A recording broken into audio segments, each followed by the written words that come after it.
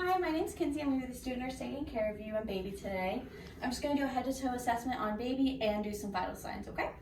So first I'm going to double check to make sure that baby has their ID band on. Sometimes it'll be on their wrist, but other times it'll be on their ankle, like so. So then I'm just going to go in and start with a temperature. You're going to put underneath their armpit, and it's an auxiliary temperature. Take that. Usually baby's temperature should be above 99 degrees.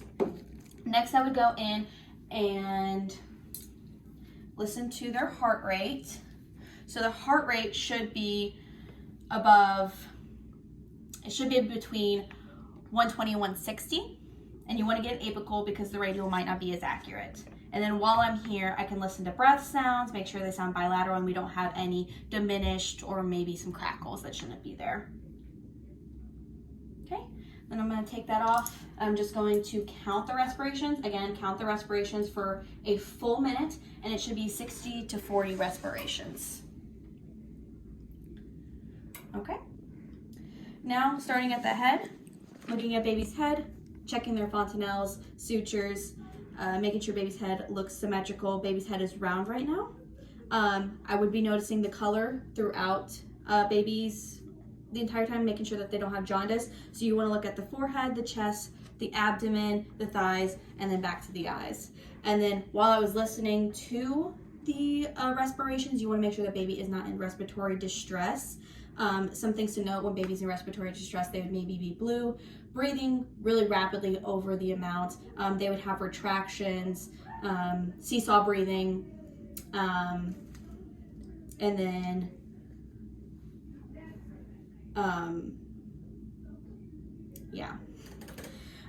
next you want to go to their ears. You would pull down their ears and see if they have good recoil. Then you want to go to the nares and push on each one to make sure that they're breathing, and if they're not, then that could be a sign of respiratory distress as well.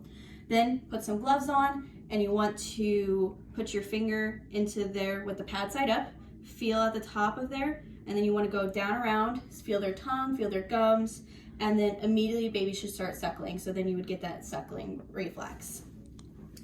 Now as we're going down, I would do range of motion. This baby is a little hard to do range of motion with, but you would do range of motion, move the head side to side and maybe up and down. Make sure baby is able to move their head correctly. You also want to go down and make sure that the wrinkles on each side of baby's arms match. You want to feel their neck to see if they have any masses. Then you want to go down to the clavicle, make sure it's not broken because sometimes with a traumatic birth it could break. Move baby's arms up and down. Make sure that they can also move. And I'm still noticing their color. The baby's color looks normal for their ethnicity. I would go in, listen to their abdominal sounds and palpate their abdomen to see if there's any herniation and make sure it's soft and rounded. Then try and keep baby as covered up as possible. You want to look at their umbilicus.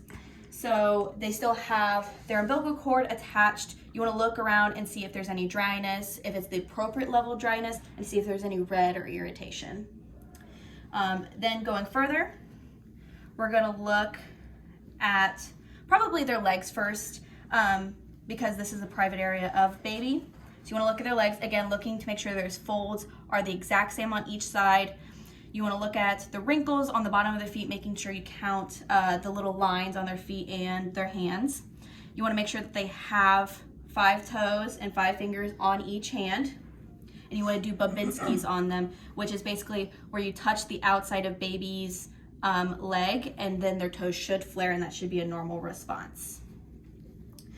Then we're going to go into looking at their genital area. Again, you would have gloves on doing this area.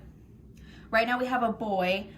For boys, you want to look at their urethra, so you want to pull it up or pull up the penis slightly and look to make sure that the urethra is in the middle.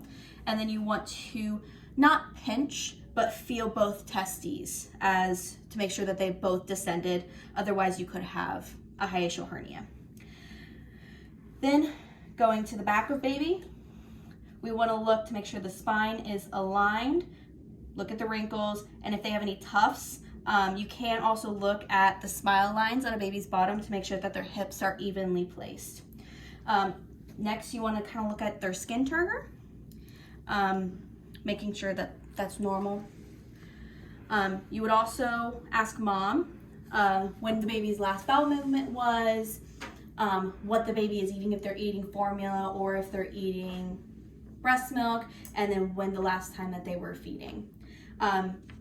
Eventually you'll but you'll want to test the Moore's reflex. So it's kind of a startling motion.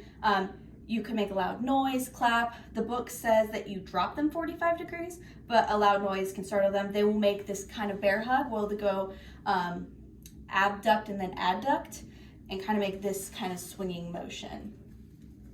Then you want to look at their feet, see, like I said earlier, and you want to look at their hands, see if they're gripping your hands or feet.